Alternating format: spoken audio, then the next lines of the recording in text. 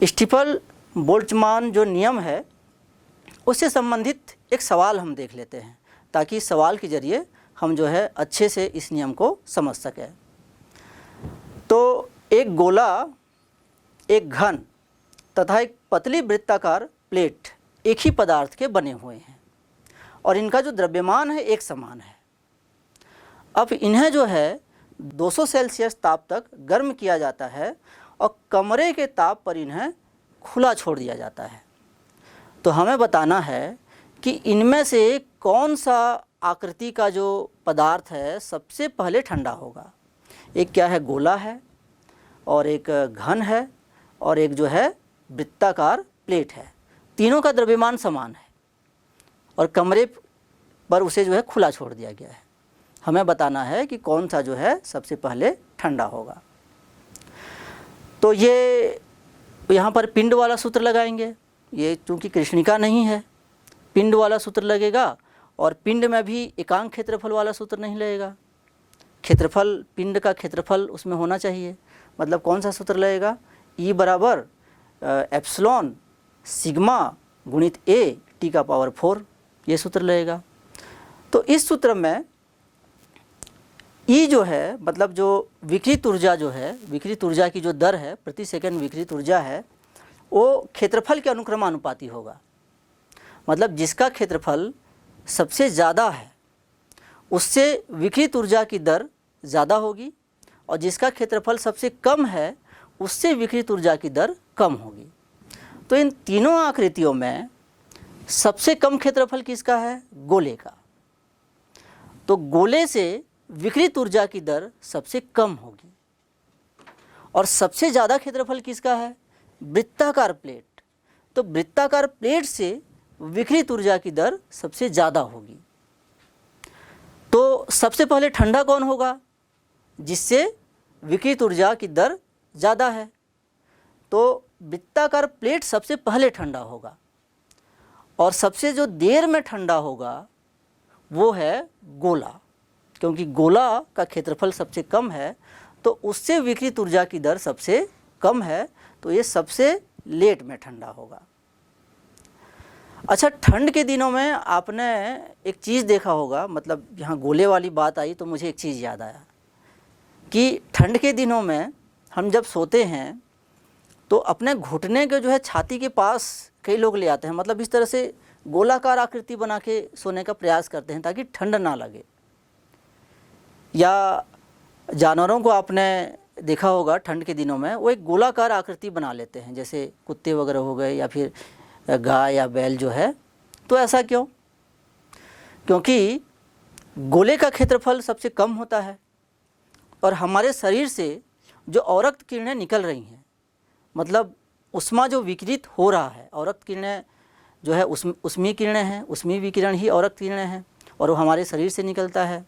हमें पता है कि जिसका भी जो तापमान है परम ताप से ज़्यादा है, परम ताप मतलब -273 डिग्री सेल्सियस या 0 केल्विन से ज़्यादा है जिसका तापमान, उससे जो है उष्मीय विकिरण जो है निकलता है। तो हमारे शरीर से भी हमारे जन्म के साथ उष्मीय विकिरण या फिर यूँ कहीं अवरक्त किरणें जो है निकलते रहती हैं, और उन्हीं अवरक्त किरणों की वजह से ही हमें गर्मी, मतलब हम खुद को गर्म रख पाते हैं। तो यहाँ पर मैं ये कहना चाह रहा हूँ कि अगर हम इस तरह से गोलाकार खुद को बना लें या कोई भी जानवर खुद को गोलाकार बना लें तो उनसे जो विकिरण उत्सर्जित हो रहा है वो कम होगा। क्यों? क्योंकि क्षेत्रफल कम हो जाएगा। तो कम क्षेत्रफल हो जाएगा क्योंकि गोले का क्षेत्रफल सबसे कम होता है। तो खुद को गोलाकार बना लेंगे तो उनका खुद का जो सतह का जो क्षेत्रफल है वो कम हो जाएगा। तो कम क्षेत्रफल से ऊष्मा विकिरण की दर कम होगी। तो ऊष्मा विकिरण की दर जितनी कम होगी वो खुद को उतना ज़्यादा गर्म रख पाएंगे। तो यही कारण है कि ठंड के दिनों में हम जो है गोलाकार होके या फिर अपने आप को सिकोड़ के सोने का प्रयास करते हैं। अब एक और हम सवाल ले लेते हैं, एक प्रैक्टिकल सवाल ले लेते हैं थोड़ा सा, कि अगर सूर्य जो है फैल जाए, सूर्य जो है फैल जाए और उसका जो रेडियस है, उसका जो त्रिज्या है अभी के त्रिज्या से 100 गुनी ज़्यादा हो जाए, और उसका जो टेम्परेचर है वो अभी का जो टेम्परेचर है, वर्तमान का जो टेम्परेचर है, उससे आधी हो जाए, तो हमें ये बताना है कि उससे जो संपूर्ण ऊर्जा निकल रही है वो अभी के मुकाबले कितनी गुनी होगी, क्या ज़्यादा होगी या कम होगी अभी के मुकाबले में, ये बताना है। अच्छा, ये प्रॉब्लम प्रैक्टिकल प्रॉब्लम या फिर रियलिस्टिक मैं क्यों बोल रहा हूँ, क्योंकि ऐसा भविष्य में होगा, हो सकता है करोड़ों साल बाद हो, लेकिन होगा। कैसे होगा? क्योंकि सूर्य अभी यंग स्टार है, एक जवान तारा है, और भविष्य में सूर्य के अंदर जो फ्यूज़न हो रहा है, जो संलयन की प्रक्रिया हो जाएगी, वो जब बंद होगी या कम होगी तो सूर्य जो है ठंडा होना शुरू हो जाएगा और अंदर से फैलना शुरू हो जाएगा। तो सूर्य बहुत ज़्यादा फैलेगा। कितना ज़्यादा फैलेगा वो तो खैर एस्ट्रोनॉमी का सवाल है, लेकिन हाँ फैलेगा, 100 गुना या 200 गुना फैल सकता है, वो अलग सवाल है। और फैलेगा और उसके जो सतह का जो तापमान है वो भी कम होगा। तो ये भविष्य में होगा बच्चों। इस तरह से जो सूर्य है एक दिन जो है लाल दानव तारा बनेगा, फैल जाएगा और उसके सतह का तापमान अभी के तापमान से कम हो जाएगा। तो इस तरह से ये एक प्रैक्टिकल प्रॉब्लम की तरह इसको हम मान सकते हैं कि सूर्य अगर फैल रहा है, उसकी त्रिज्या 100 गुनी हो जा रही है और उसका जो तापमान है वो अभी के तापमान से आधा हो जा रहा है, तो अभी जो हमें संपूर्ण विकिरण ऊर्जा प्राप्त हो रही है, संपूर्ण विकिरण ऊर्जा की दर है, वो कितनी होगी, वो कम होगी या ज़्यादा होगी, उसको हम स्टीफन बोल्ट्जमान नियम से देखते हैं। तो यहाँ पर हमें पता है स्टीफन बोल्ट्जमान नियम से E बराबर सिग्मा ए टी का पावर 4। यहाँ पर हम ब्लैक बॉडी वाला जो फॉर्मूला है उसको यूज़ करेंगे, लेकिन क्षेत्रफल यहाँ पर लगाएंगे क्योंकि एकांक क्षेत्रफल की बात नहीं हो रही है। सन के कंप्लीट जो क्षेत्रफल है, कंप्लीट जो सरफेस एरिया है, उससे कितना विकिरण उत्सर्जित हो रहा है उसकी हम बात कर रहे हैं। तो ए लगाएंगे सूत्र में, तो E बराबर हो जाएगा सिग्मा ए टी का पावर 4। अब ए जो है सन के सरफेस का कंप्लीट सरफेस एरिया है, सन का जो कंप्लीट सरफेस एरिया है। अगर सन का हम रेडियस को r लें तो सूर्य एक गोला है, तो उसका सरफेस एरिया का सूत्र हो जाएगा ए बराबर 4 पाई r स्क्वायर। तो रख देंगे उसको, तो E बराबर क्या हो जाएगा सिग्मा 4 पाई r स्क्वायर इंटू टी का पावर 4। तो इस समीकरण से अगर हम सिग्मा को हटा दें तो हम देखते हैं कि E जो है प्रोपोर्शनल टी हो जाएगा, E प्रोपोर्शनल टी हो जाएगा 4 पाई r स्क्वायर और टी का पावर 4। इसको हम समीकरण नंबर 1 मान लेते हैं। और ये वर्तमान स्थिति है जब सन का रेडियस r है और टेम्परेचर अभी का टेम्परेचर मतलब T है। अब हम करोड़ों साल आगे की स्थिति को देखते हैं, मतलब जब सन का जो रेडियस है 100 गुना बढ़ गया, मतलब r के बदले हम क्या रख देंगे r 100, और टेम्परेचर जो है आधा हो गया, तो T के बदले हम क्या रखेंगे T बाई 2। तो इसको रख देंगे तो ये बन जाएगा समीकरण नंबर 2। समीकरण नंबर 2 क्या है, उसको E प्राइम से या E डैश से दिखाएंगे, जो बाद वाली स्थिति है, जो दूसरी स्थिति है जिसमें रेडियस बढ़ रहा है, तापमान आधा हो रहा है। तो E prime proportional to 4 pi 100 r का होल स्क्वायर, ब्रैकेट में होल स्क्वायर है 100 r का, और ब्रैकेट में फिर T बाई 2 का पावर जो है 4 है। तो ये समीकरण नंबर 1 और ये समीकरण नंबर 2। तो समीकरण नंबर 2 को समीकरण नंबर 1 से हम भाग दे देते हैं, तो क्या हो जाएगा E प्राइम बटे E बराबर 100 का स्क्वायर बटे 2 का घात 4। ये इस तरह से आपस में जो 4 पाई है और T है और R है कट जाएगा, और हमें जो टोटल मिलेगा वो क्या मिलेगा E prime by E equal to 100 का स्क्वायर बाई 2 का घात 4, जिसको हम सॉल्व करेंगे तो हमें मिलेगा E प्राइम बटे E बराबर 625। मतलब कि E प्राइम बराबर हमें क्या मिलेगा, E प्राइम बराबर 625 E, E प्राइम बराबर 625 E। मतलब कि अगर सूर्य का जो रेडियस है वो अभी के रेडियस से 100 गुना बढ़ जाए और तापमान आधा हो जाए, तो सूर्य से जो ऊष्मीय विकिरण जो उसमें विकिरण जो निकल रही है उसकी जो दर है वो अभी से 625 गुना ज़्यादा हो जाएगी। तो ये हम स्टीफन बोल्ट्जमान के नियम से ये हम ज्ञात कर सकते हैं। अच्छा बच्चों, हमें अगर सराउंडिंग का भी टेम्परेचर दिया गया है और वहाँ पर हमें स्टीफन बोल्ट्जमान नियम को अप्लाई करना है, तब कैसे करेंगे? तब हम ये जो सूत्र है इसका यूज़ नहीं करेंगे, तब सूत्र को थोड़ा सा हमें मॉडिफाइड करना पड़ेगा। तो मान लेते हैं कि जो कृष्णिका है उसके जो सराउंडिंग है या वातावरण का ताप T0 है, तो कृष्णिका के प्रति एकांक क्षेत्रफल द्वारा प्रति सेकंड अवशोषित विकिरित ऊर्जा क्या हो जाएगी? देखिए, उसके सराउंडिंग का टेम्परेचर अगर T0 है तो वो जो है टेम्परेचर जो कृष्णिका से जो उत्सर्जित ऊर्जा है उसको अवशोषित करेगी। तो प्रति एकांक क्षेत्रफल प्रति सेकंड अवशोषित विकिरण ऊर्जा हो जाएगी सिग्मा T0 की पावर 4। ये अवशोषित ऊर्जा हो जाएगी कृष्णिका के चारों ओर के सराउंडिंग द्वारा। अब हमें पता है कि जो उत्सर्जित ऊर्जा है प्रति एकांक क्षेत्रफल प्रति सेकंड उत्सर्जित विकिरणित ऊर्जा है सिग्मा T की पावर 4। ये हम पहले भी देख चुके हैं। और अवशोषित क्या हो गई? सिग्मा T0 की पावर 4। तो कृष्णिका के प्रति एकांक क्षेत्रफल से प्रति सेकंड उत्सर्जित जो परिणामी विकिरित ऊर्जा क्या हो जाएगी? जो उत्सर्जित है उससे अवशोषित को घटा देंगे, तो परिणामी क्या हो जाएगी? E बराबर सिग्मा T की पावर 4 माइनस सिग्मा T0 की पावर 4। उसको आगे बढ़ाएंगे, सिग्मा को बाहर निकाल देंगे, तो परिणामी उत्सर्जित परिणामी विकिरण ऊर्जा हो जाएगी E बराबर सिग्मा ब्रैकेट में T का पावर 4 माइनस T0 की पावर 4 ब्रैकेट क्लोज। ये समीकरण नंबर जो 1 है, ये अगर सराउंडिंग का टेम्परेचर T0 है तब के कंडीशन में जो ब्लैक बॉडी है उसके द्वारा प्रति एकांक क्षेत्रफल और प्रति सेकंड उत्सर्जित विकिरण ऊर्जा का मान ये समीकरण नंबर 1 से दिया जाएगा। अब अगर हमें ब्लैक बॉडी का क्षेत्रफल दिया जा रहा है, मतलब सरफेस एरिया अगर A दिया जा रहा है, और तब के कंडीशन में ये सूत्र क्या बन जाएगा? तब सिंपल है, सूत्र में A लगा देंगे हम, जैसा हमने पहले किया था। तो ये समीकरण नंबर 2 बन जाएगा। क्या हो जाएगा? E बराबर सिग्मा A, बस A लग जाएगा, और T की पावर 4 माइनस T0 की पावर 4।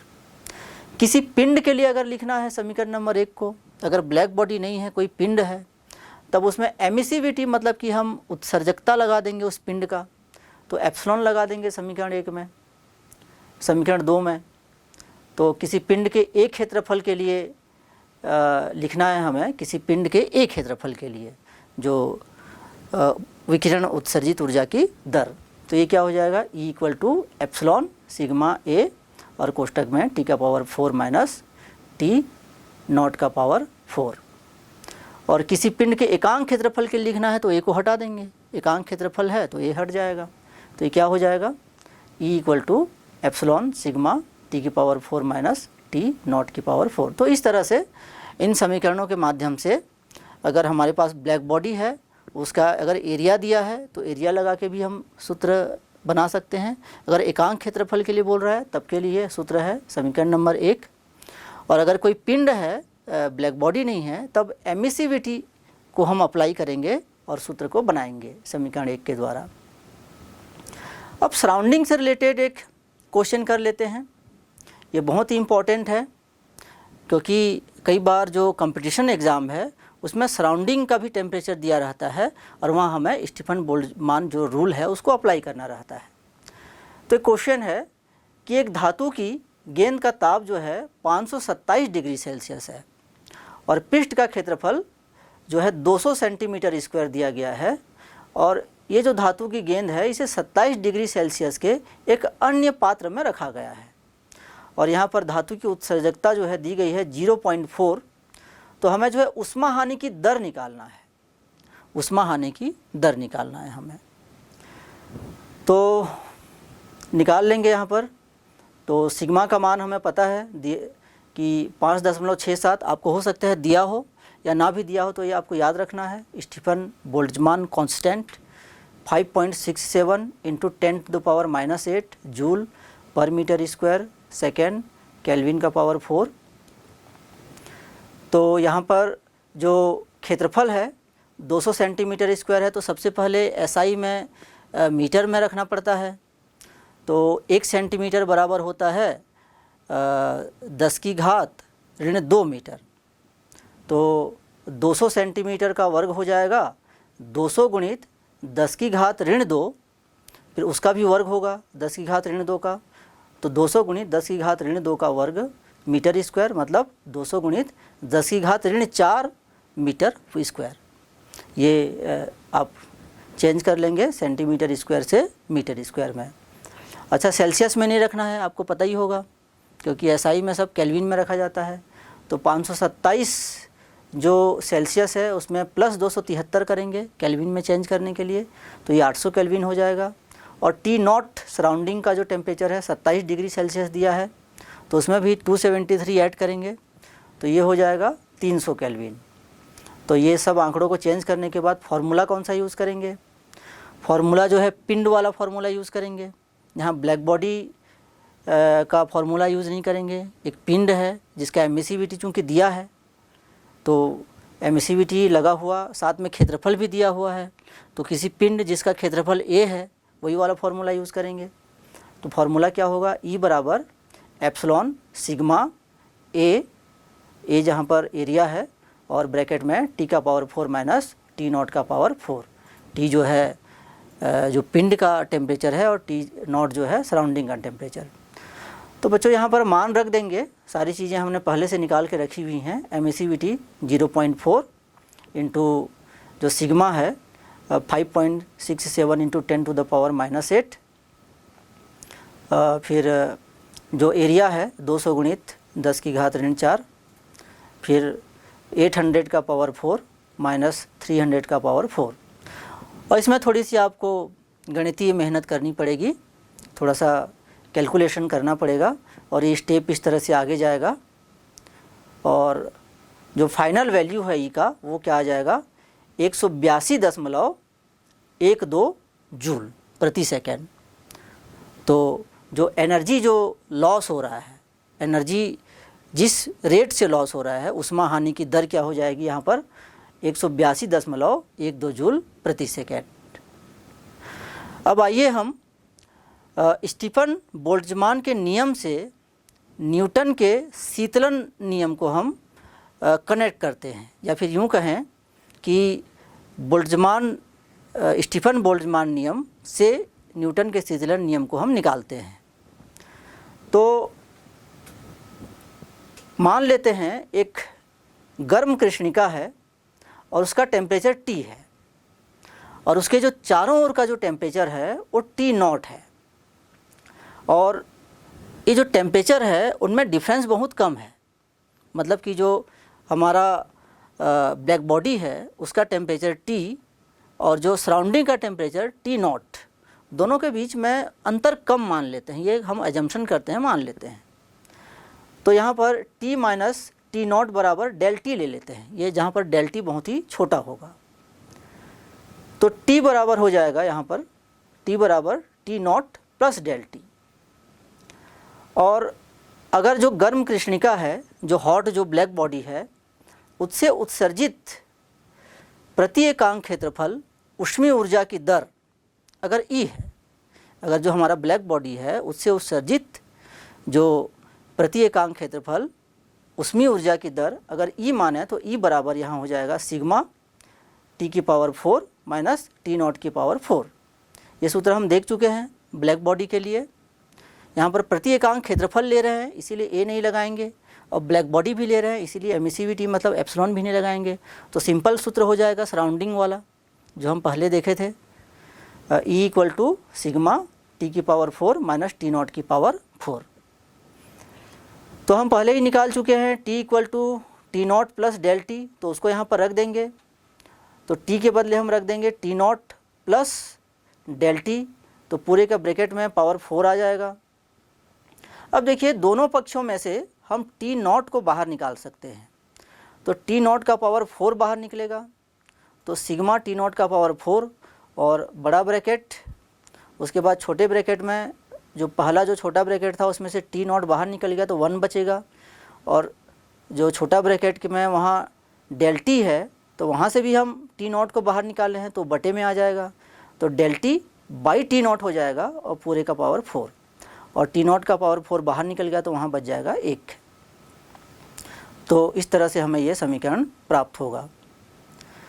तो यहाँ पर हम यहाँ द्विपद प्रमेय का यूज़ करेंगे। द्विपद प्रमेय क्या कहता है कि 1 प्लस एक्स का पावर n इक्वल टू होगा 1 प्लस एन एक्स, और कब होगा ये, जब x जो है बहुत छोटा हो 1 से। जब x इज़ लेस देन 1 तब 1 प्लस एक्स का power n equal to 1 plus n x, ऐसा हम रख सकते हैं। तो यही कंडीशन है, डेल टी को हमने बहुत छोटा माना है और उसके मुकाबले में टी नॉट जो है बड़ा होगा सराउंडिंग का टेम्परेचर, तो डेल टी से टी नॉट को जब भाग देंगे तो 1 से बहुत छोटी राशि आएगी। तो यहाँ पर अगर हम द्विपद प्रमेय रखेंगे तो 1 प्लस जो 4 की घात है वो सामने आ जाएगा, तो 1 plus 4 into del T by T naught minus 1, तो 1 से 1 जो है कट जाएगा और फाइनली हमारे पास आएगा E equal to sigma T naught की power 4 into 4 del T by T naught. इसको थोड़ा सा टी नॉट का पावर 4 से नीचे में टी नॉट है काट देंगे तो हमें मिल जाएगा E equal to 4 sigma T naught की पावर 3 इंटू डेल टी। तो ये इक्वेशन जो है हमें प्राप्त होता है, ये ब्लैक बॉडी के लिए। अगर हम किसी पिंड के लिए इसको देखें, अगर किसी पिंड के संदर्भ में इस इक्वेशन को हम लिखना चाहें तो इस इक्वेशन में हम E एप्सिलॉन लगा देंगे। E इक्वल टू ये क्या हो जाएगा 4 एप्सिलॉन सिग्मा टी नॉट का पावर 3 इंटू डेल टी। तो ये गर्म वस्तु की उत्सर्जकता है। गर्म वस्तु जो है प्रति एकांक क्षेत्रफल में और प्रति सेकंड में जो ऊष्मीय विकिरण कितना उत्सर्जित कर रहा है उसकी ये दर को ये बताता है, ये इक्वेशन जिसको हम समीकरण नंबर 2 माने हैं। इस समीकरण नंबर 2 में आप देख सकते हैं जो ये जो 4 है ये तो नियतांक है, 4 तो कांस्टेंट है ही, एप्सिलॉन भी कांस्टेंट है, सिग्मा भी कांस्टेंट है, और जो सराउंडिंग का जो टेम्परेचर है टी नॉट वो भी कांस्टेंट है। तो सब कांस्टेंट को अगर हम हटा दें तो ये जो इक्वेशन है E proportional to del T हो जाएगा, या फिर E proportional to del T के बदले हम क्या लिख सकते हैं T माइनस टी नॉट। मतलब T को पिंड का टेम्परेचर माने और टी नॉट को सराउंडिंग का टेम्परेचर माने, तो पिंड और सराउंडिंग मतलब पिंड और वातावरण के टेम्परेचर का तापांतर E proportional to T minus T naught. तो ये समीकरण क्या कहता है कि गर्म वस्तु से उत्सर्जित ऊष्मा की दर, जो गर्म वस्तु है, अभी हम ब्लैक बॉडी के बदले गर्म वस्तु ले लिए एप्सिलॉन लगा के, तो ये समीकरण कहता है कि गर्म वस्तु से उत्सर्जित ऊष्मा की दर, उससे ऊष्मा उत्सर्जित हो रहा है उसकी दर मतलब ऊष्मा निकल रहा है मतलब वो ठंडा हो रहा है, हीट लॉस हो रहा है मतलब ठंडा हो रहा है। तो उत्सर्जित ऊष्मा की दर, या हम यूँ कहें कि वस्तु के शीतलन की दर, जो वस्तु और वातावरण के तापांतर के अनुक्रमानुपाती होता है, ये हमें समीकरण नंबर 3 बता रहा है कि वस्तु के जो विकिरण उत्सर्जन की दर मतलब उसके शीतलन की दर कह सकते हैं, शीतलन की दर जो है वस्तु और वातावरण के तापांतर के अनुक्रमानुपाती होता है, और यही हमारा क्या है, न्यूटन का शीतलन नियम है। तो इस प्रकार से हम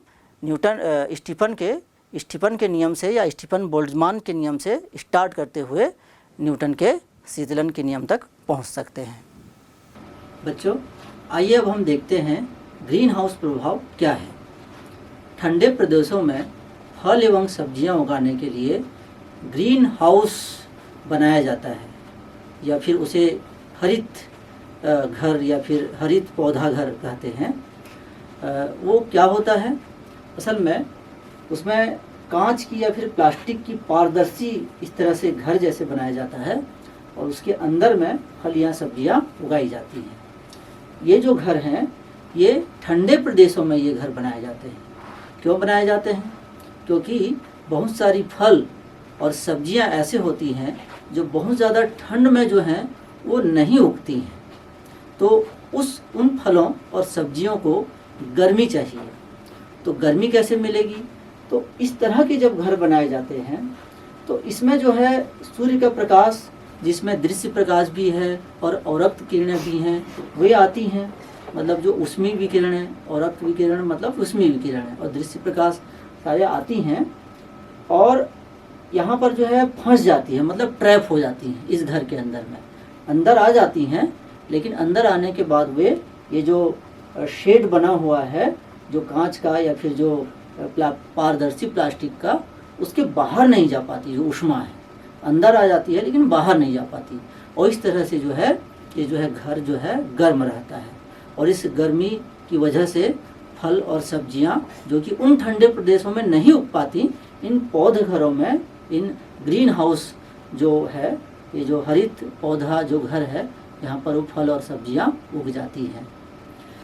तो यही जो प्रभाव है ये हमारे पृथ्वी में भी पाया जाता है।